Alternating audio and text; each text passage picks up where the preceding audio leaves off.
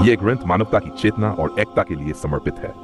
इसका उद्देश्य किसी धर्म, समुदाय या व्यक्ति की भावना को ठेस पहुंचाना नहीं है। यह पुस्तक केवल एक वैकल्पिक दृष्टिकोण प्रस्तुत करती है। जहां धर्म बांटता है, वहां मानवता जोड़ती है। यही है इंसानियत की सबसे बड़ी किताब। दर्शन की गहराई से व्याख्या करने पर ही संभव है। यह आयत सीधे तौर पर ब्रह्मा, विष्णु, महेश का नाम नहीं लेती, परंतु उनके तात्विक कार्यजन, पालन, संहार इस आयत में ईश्वर की एकात्मकता के रूप में समाहित है।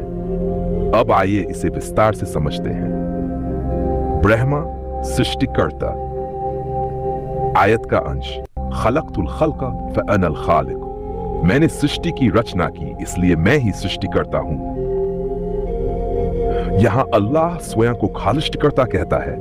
यह ब्रह्मा की भूमिका से बिल्कुल मेल खाता है, अर्थात ब्रह्मा ईश्वर के सृजनात्मक पहलू की एक प्रतीकात्मक अभिव्यक्ति है। विष्णु पालन और संतुलन। आयत का अंश, वसय्यरतुल कौन फ़अनल रब्बु। मैंने ब्रह्मांड को गति दी, इसलिए मैं ही रब। यहां रब शब्द इस बात की पुष्टि करता है कि सृजन को चलाने और संभालने वाला भी वही है। यह विष्णु की भूमिका है। अतः विष्णु ईश्वर की पालक शक्ति का रूप है। महेश शिव, संहारक, मुक्तिदाता। आयत का अंश, व अनल मुहलिक, और मैं ही विनाश करता हूं। और आगे मुखल्लिस, और मैं ही उद्धार करता हूं।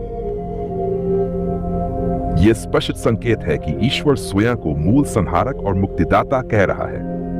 यह तत्व महेश शिव के दार्शनिक स्वरूप से मेल खाता है। वे ही संहारक और मोक्षदाता माने जाते हैं। समाहार दर्शन। त्रिदेव एक ही ईश्वर के आयाम। इस आयत का संपूर्ण स्वर यह दर्शाता है कि त्रिदेव इस्लामी अरबी शब्द भूमिका, सृजन ब्रह्मा अल खालिक, सृष्टिकर्ता पालन विष्णु अल रब्बा पालनकर्ता, संहार मशिव अल महलिक अल मुखल्लिस उद्धारकर्ता। संहार। महत्वपूर्ण निष्कर्ष, इस आयत में त्रिदेव का दर्शन समाहित है, परंतु एकेश्वरवादी रूप में, अर्थात तीन नहीं, एक ही परम सत्ता जो ये सभी कार्य स्वयं करती है।